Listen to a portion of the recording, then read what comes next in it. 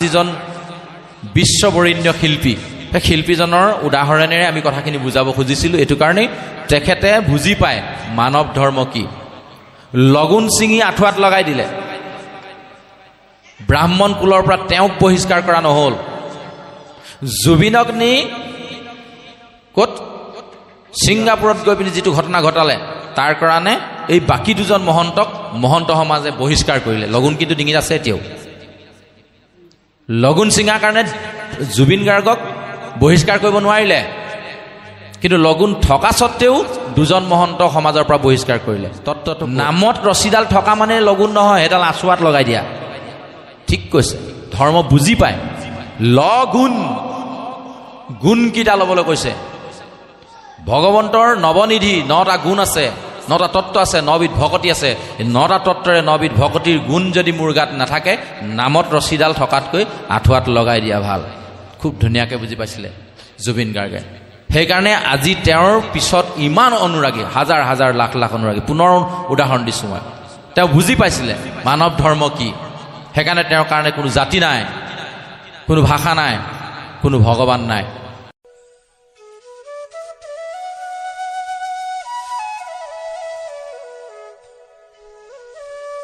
যে আমিবোৰ এনেধৰণৰ মানুহ, অখণ্ড ভাগৱত চলি আছে, 7 দিনীয়া ভাগৱত আগবাঢ়ি গৈ আছে, সুললিত কণ্ঠেৰে পাঠকীসকলে পাঠ আৰম্ভ কৰি আছে। তাতো মোক বুজিবলগীয়া একোৱেই নাই, মই বুজি নাপাওঁ। সেইকাৰণে পোনেই ৰাতিপুৱাই প্ৰথম চাকিগছ যাতে ময়ে জ্বলাব পাৰোঁ, তাৰ কাৰণে ৰহালৈকে গাটো ধুই প্ৰথম চাকিগছ জ্বলাই আনিলোঁ। কি বুলি? ভগৱানলৈ এখন এপ্লিকেশ্যন লিখি দিলোঁ, প্ৰভু ল'ৰাটোৰ কালিলৈ ইণ্টাৰভিউ আছে, চাবা। আৰু সেই বন্তি ভাগিয়ে সেই এপ্লিকেশ্যনখনৰ সাক্ষী হৈ 2 দিন 3 দিন 7 দিনলৈকে জ্বলি থাকিব। ভগৱন্তই আমাৰ ল'ৰাটোক চাকৰিটো দি দিব লাগিব। আকৌ কোনোবাই আহিব, দেউতাৰ পেৰালাইচিছ হৈ আছে, অকণমান প্ৰভু চকু মেলি চাবা। সেই পেৰালাইচিছৰ আবেদনখন লৈ সেই বন্তি ভাগ জ্বলি থাকিব, যেন একোখন এপ্লিকেশ্যনৰ সাক্ষী স্বৰূপে হাজাৰ হাজাৰ বন্তি নামক গৃহৰ সন্মুখত জ্বলি আছে। এই ধৰণে আমি ধৰ্মবোৰ কৰি আছোঁ। প্ৰকৃততে ধৰ্মই সেইটো কোৱা নাই। ধৰ্মই কৈছে কি? যে তুমি মোক ভজনা কৰা। এই কৈছে নে, একান্ত শৰণ যদি তুমি মোৰ ওচৰত ল'ব পাৰা, অলপ আগত ক'লে, তেতিয়াহ'লে তোমালোকক মই সৰ্বস্ব দিম। সেইকাৰণে ভকতে ভগৱন্তৰ পৰা একো নিবিচাৰে, ভকতে ভগৱন্তক বিচাৰে। তাৰমানে বেংকৰ পৰা টকা 1 টকা 2 টকাতকৈ বিচাৰি থকাতকৈ বেংকটোকে যদি মই লৈ লওঁ, তেতিয়াহ'লে হৈয়ে গ'ল। আৰু দ্ৰৌপদীয়ে সেই কামটো কৰিলে, কৃষ্ণক লৈ ল'লে। কুন্তীয়ে সেই কামটো কৰিলে, কুন্তীয়ে কৃষ্ণক লৈ পেলালে।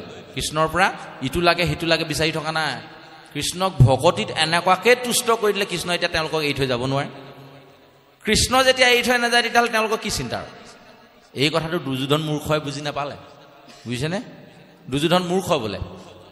কৰ্ণক কৈছিলে তেতিয়া কৃষ্ণই, এই মহাভাৰতৰ যুদ্ধখন যেতিয়া তেওঁ হ'বই বুলি কৈ থৈ আহিলে, তাৰপিছত কৰ্ণই কৃষ্ণক লগ কৰিছিলে যে যুদ্ধখন তুমি ৰখাব পাৰিলাহেঁতেন, তুমি বসুদেৱ কৃষ্ণ মই জানো, কিন্তু তুমি নৰখালা, যুদ্ধ হ'ব বুলি কৈ থৈ আহিলা যে নহয়, মই সেইটো উত্তৰ সময়ে দিব, মই সময়ত ক'ম। কিন্তু কিছুমান কথা সময়ে উত্তৰ দিয়ে। কিন্তু তাতকৈ ডাঙৰ কথাটো কি জানানে? তুমি যে অৰ্জুনতকৈ কোনোদিন শ্ৰেষ্ঠ হ'ব নোৱাৰা, এই কথাটো তুমি এবাৰ ভাবি চাইছেনে নাই? তেতিয়া কৰ্ণই চিধা কৈছে যে, হে বাসুদেৱ, এই কথাষাৰ তোমাৰ মুখেৰে যদি নহয়, বেলেগ কোনোবা হ'লে ইতিমধ্যে তাৰ ডিঙি মাটিত পৰিলেহেঁতেন। কাৰণ অৰ্জুনতকৈ নিকৃষ্ট বুলি ক'লে মই কেতিয়াও সহ্য নকৰোঁ। পৃথিৱীত সহ্য কৰিব নোৱাৰা কথা মোৰ অকল সেইটোৱে, অৰ্জুনতকৈ মই শ্ৰেষ্ঠ হয়। তেতিয়া তেওঁ কৈছিলে যে তোমাৰ 3টা গুণ নাই, যাৰ কাৰণে তুমি শ্ৰেষ্ঠ হ'ব নোৱাৰা। 1 নম্বৰ কথা, তুমি নাৰী জাতিক সন্মান কৰিব নাজানা। বোলে মই কেতিয়া অসন্মান কৰিলোঁ? বোলে দ্ৰৌপদীক যেতিয়া বস্ত্ৰহৰণ কৰিছিলে তুমি তাত আছিলা? বোলে আছিলোঁ। দ্ৰৌপদীক যেতিয়া দাসী বুলি ভাবিছিলে তুমিও আনন্দ পাইছিলা? তেতিয়াহ'লে দুৰ্যোধনে দাসী বুলি কওঁতে তাক দুঠাপৰ দি যদি ক'লিহেঁতেন বোলে এইটো বেয়া কথা হৈছে, এগৰাকী নাৰী হয়, তাকো ৰজস্বলা অৱস্থাত আছে, তুমি ৰাজসভালৈ টানি চুচৰাই লৈ আছা, বেয়া কাম কৰিছা, দুপাত হৰ মাৰি যদি দুৰ্যোধন দুখানক তাতে বধ কৰিলাহেঁতেন, গোটেই জীৱনটো জগতে তোমাৰ নাম ল'লেহেঁতেন, অৰ্জুন ক'ৰবাত থাকিলেহেঁতেন। তুমি নকৰিলা। 2 নম্বৰ, তুমি মিথ্যাবাদী, মিছা কথা কোৱা। গুৰুৰ ওচৰত আশ্ৰয় ল'বলৈ যাওঁতে, শৰণ মানে শিক্ষা ল'বলৈ যাওঁতে মিছা কথা কৈ শিক্ষা ল'লে, যাৰ কাৰণে তেওঁ পাহৰি গ'ল। 3 নম্বৰ, তুমি মূৰ্খ। এই মূৰ্খ কথাটো ক'বলৈ যাওঁতে কথাটো কৈছোঁ। কেনেকৈ মূৰ্খ? তুমি সময়ত নিজে প্ৰমাণ পাবা। দিন আহিল, মহাভাৰতৰ যুদ্ধ আৰম্ভ হ'ব, কৃষ্ণৰ সহায় বিচাৰি ওচৰ চুবুৰীয়া ৰাইজৰ সহায়টো সকলোৱে বিচাৰে। নামক ঘৰত ভাগৱত পাঠ হ'ব, গাঁৱৰ ৰাইজৰ সহায় বিচৰা নাই নি আমি? যুদ্ধ এখন হ'বলৈ হৈছে, অৰ্জুনেও সহায় বিচাৰি যাব, বাকী ওচৰ চুবুৰীয়া ৰজা মহাৰাজাসকলৰ ওচৰলৈ গৈছে, কৃষ্ণৰ ওচৰলৈ গৈছে। অৰ্জুনে সহায় বিচাৰি গৈছে, দুৰ্যোধনেও বিচাৰি গৈছে। অৰ্জুনে ক'লে বোলে তোমাক কি লাগে?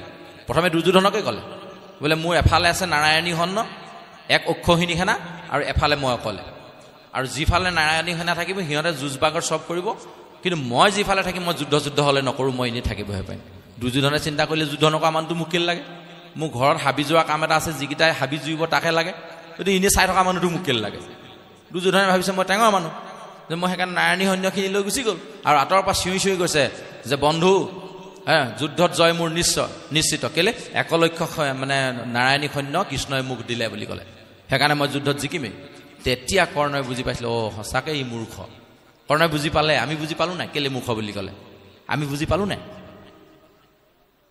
আমি অকণমান কৈ দিছোঁ বুজিবলৈ সহজ হ'ব মানে কথাটো এনেকুৱা এজন মানুহে এনেকৈ কোনোদিন নেদেখাকৈ এজন মানুহৰ ঘৰলৈ আহিলে তেওঁলোকৰ ঘৰত দেখিলে ফেন বৰ ধুনীয়াকৈ চলি আছে বা এখন নিজে চলি থাকে নে বোলে নিজে চলি থাকে বোলে হাৱা দিছে কিমান ধুনীয়া বা বৰ ধুনীয়া বস্তু দেই টিভিটো দেখিলে বা এইটো চব চাই থাকিব পাৰি গান চান শুনিব পাৰি বাপৰে বৰ ধুনীয়া বস্তু দেই ফ্ৰিজটো দেখিলে এইটো বস্তু ঠাণ্ডা হৈ থাকে বস্তু ধুনীয়া হৈ থাকে বহুত দিনলৈ এনেকৈ ইলেক্ট্ৰনিকৰ যিমান সামগ্ৰী আছে চব দেখিলে এফালৰ পৰা চব ভাল লাগিলে বোলে এইবোৰ ক'ত পায় বোলে এইবোৰ তুমি আমুকলৈ যোৱা তাতে পাবা সি গ'ল টাউনলৈ গৈ পিনি ক'লে মোক টিভি লাগে ফেন লাগে ফ্ৰিজ লাগে লাইট লাগে চব লৈ আহিলে আহি সিজন বন্ধুৰ ঘৰত য'ত বস্তুবোৰ যেনে ওলমাই আছে তেনেকৈ ওলমাই দিলে জেগাত ফেন ওলমাই দিলে লাইট ওলমাই দিলে ফ্ৰিজ জেগাত ৰাখি থৈ দিলে টিভি জেগাত ৰাখি থৈ দিলে তাৰপৰা আজিকালি ওলাইছে ইণ্ডাকশ্যন নে কি বা বোলে পানী গৰম কৰা সেইখনো বহাই থৈ দিছে তাৰপিছত চাইছে ফেন নচলে কি হ'ল ফেনখন লগাই থৈছে চলা নাই সিহঁতৰ ঘৰততো বতাহ দি আছিলে আৰু দোকানতো মোক ধুনীয়াকৈ দেখুৱাই দিছে দোকানত ঘূৰি আছে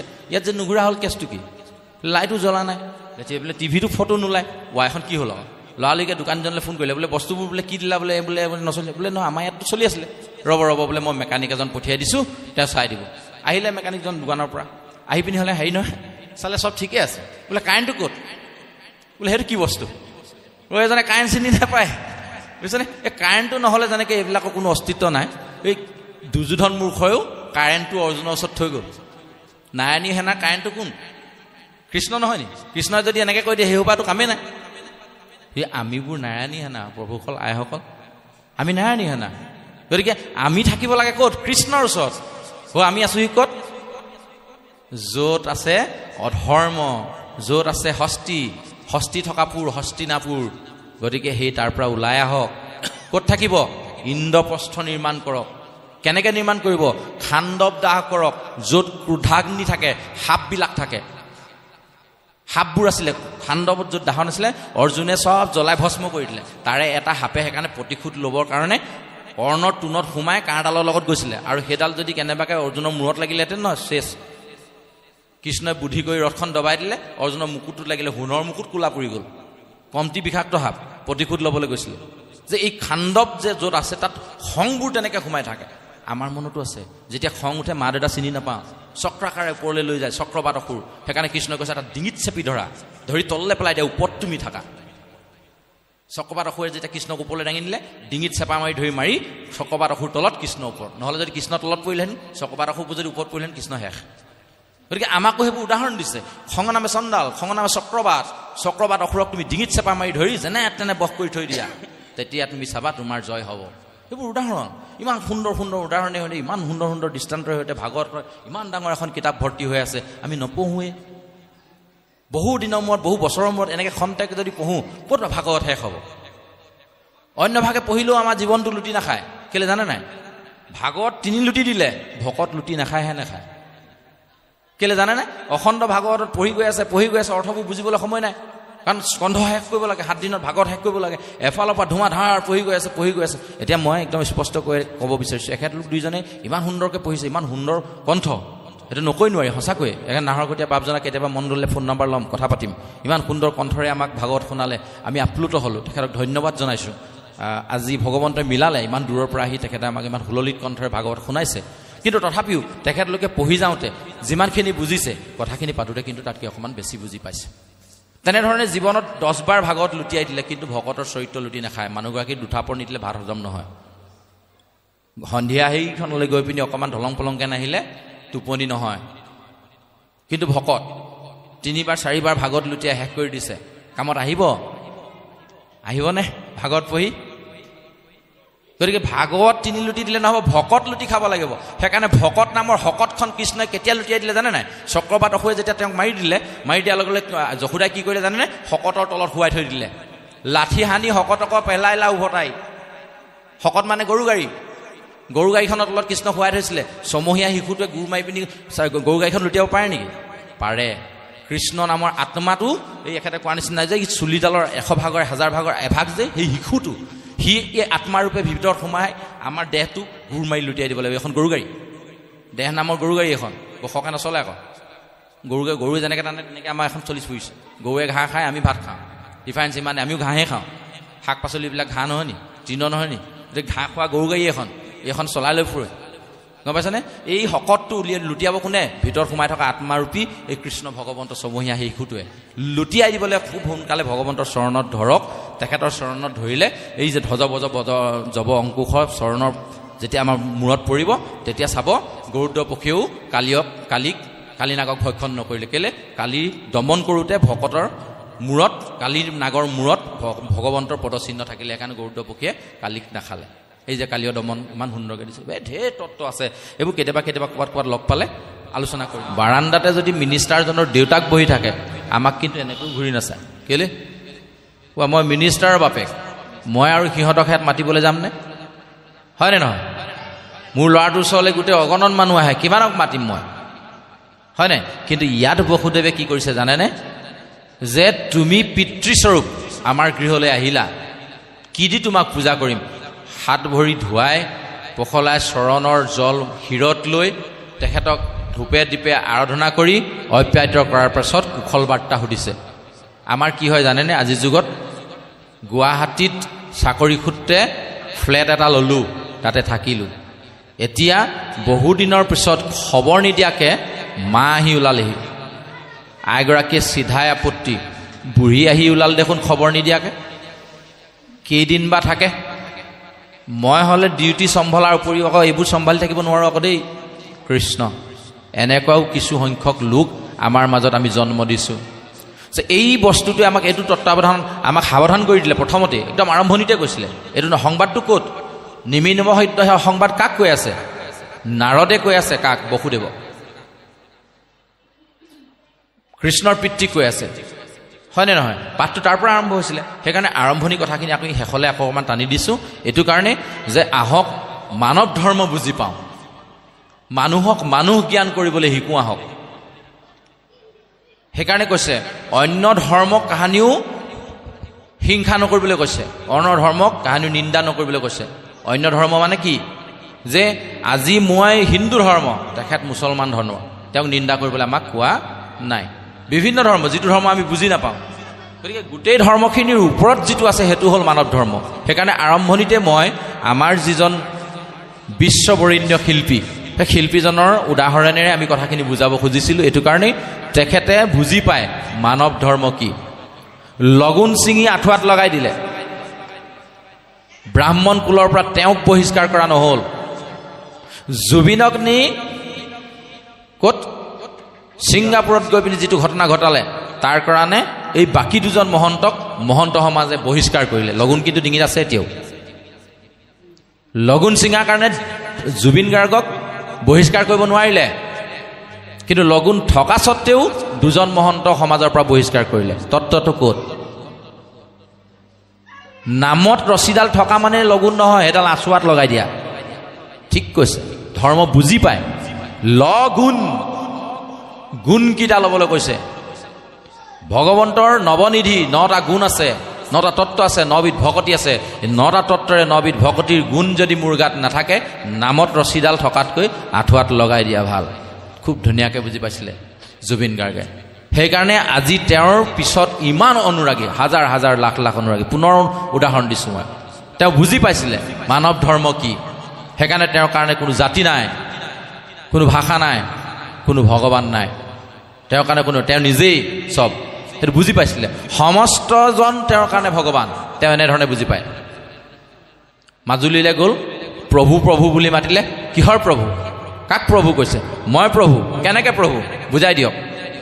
মই অকল প্ৰভু নহয়, তুমি মাতিছা কি বুলি কয় নহয় অকণমান দেৰি ৰ'ব আমাৰ সত্ৰাধিকাৰ প্ৰভু আহিব তেখেতেহে সন্মান জনাব অকল সত্ৰাধিকাৰজনে প্ৰভু মোৰ ওচৰত এই বাদ্যযন্ত্ৰ বনোৱাজন এজন কি এজন প্ৰভু নহয় নি ক'লে সমস্তকে প্ৰভু বুলি ক'ব ইয়াক হ'লে ভাইটি বুলি মাতিব তেওঁক হ'লে প্ৰভু বুলি মাতিব তেতিয়া কেনেকৈ প্ৰভু যুক্তিটো ক'ত ভুল হৈছে সেইকাৰণে কৈছে অব্যক্ত ঈশ্বৰৰ হৰি কিমতে পুঁজিবাতাংক ব্যাপকত কিবা বিসৰ্জন এটাও অন্ত মূৰ্তি শূন্য কেনামতে চিন্তিভা ৰাম বুলি শুদ্ধ কৰা মন আমি ব্যক্ত হৈ আছোঁ মই শিক্ষক মোৰ ওচৰলৈ অহা ছাত্ৰজনক মই ভকত বুলি সেৱা কৰিব নোৱাৰোঁ আমাৰ ঘৰত নিয়ম এভাগ হ'ল ভাগৱত পাঠ পাতিছোঁ পাঠকী হিচাপে আহিলে মই পঢ়োৱা ল'ৰাটো এতিয়া মই সেৱা কৰিবলৈ বেয়া পাইছোঁ নহয় পাই তোক পঢ়োৱা নহয় মই বুজিছ সেইকাৰণে ঘৰৰ মানুহে হেঁচা ধৰিছে আৰু মই নধৰোঁ আৰু দেই বেয়া নাপাবি আৰু এনেকৈ কৈ থৈ দিছোঁ আমি ব্যক্ত হৈ আছোঁ কি তেওঁ মোৰ শিষ্য মই তেওঁৰ গুৰু অব্যক্ত হ'বলৈ কৈছে সেই দিনটোত কেলে মই কাৰো শিষ্য নহয় মই কাৰো গুৰু নহয় আজি মই ভগৱন্তৰ গুণ নাম কীৰ্তন কৰিছোঁ মোৰ ঘৰলৈ সমস্তজন ভকতে আহিছে গতিকে সমস্তজনক সমানে সেৱা কৰিব পৰাটোহে প্ৰকৃত ধৰ্ম মানৱ ধৰ্ম যি মানৱ ধৰ্ম বুজি নাপায় তাৰ কাৰণে ডাঙৰ সৰু উচ্চ নিচ ক'লা বগা এইবিলাক আছে যে মই ভাগৱত পাঠ কৰিছোঁ সেইদিনা গৈ পিনি মজদুৰ মানুহ এজন গৈ ওলালে এই বঙালীটোক এটা আহিব নিদিবি সেই বাহিৰত থৈ দে এইটো মোৰ ধৰ্ম হ'ল নেকি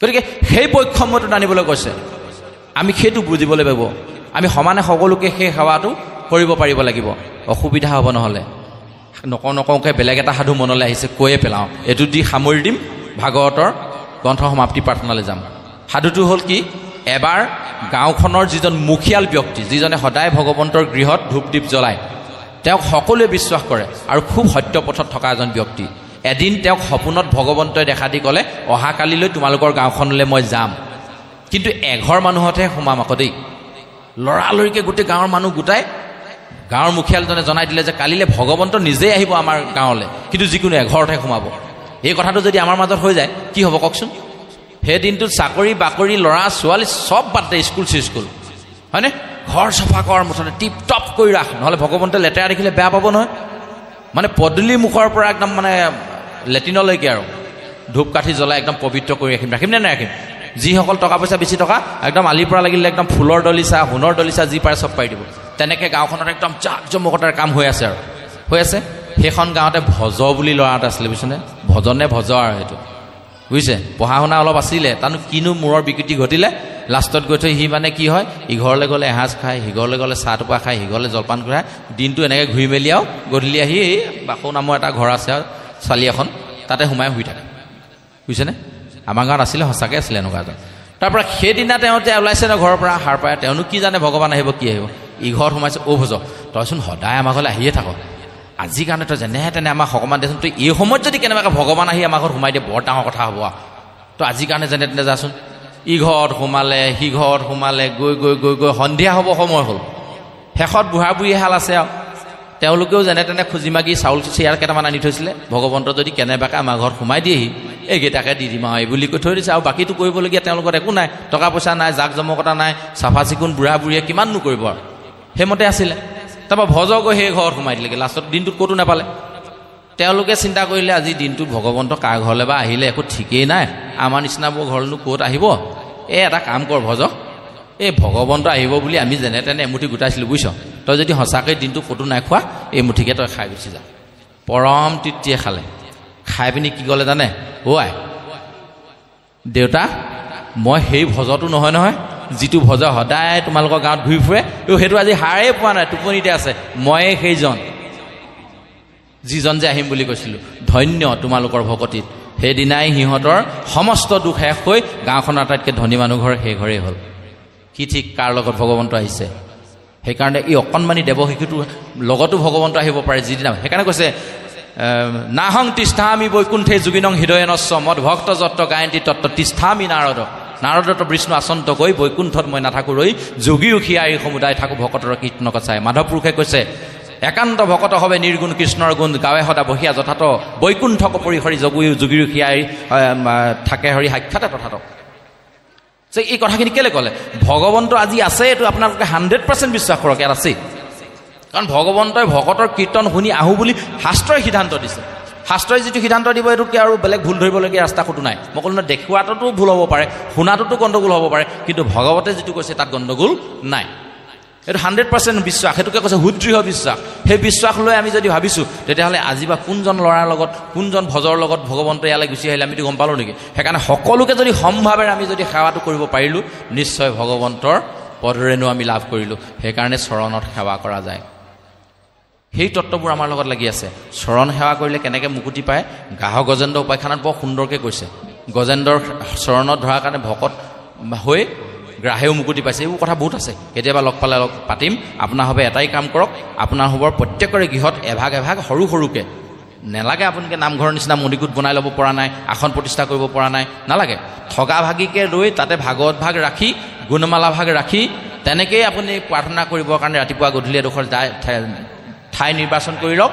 আৰু মাহত এবাৰ হ'লেও কেইজনমান ভকত, নালাগে বেছি সুধিব নোৱাৰোঁ, 3জন ভকত হ'লেও মাতি অন্ততঃ ভাগৱতৰ 2-এটা কথা শুনক।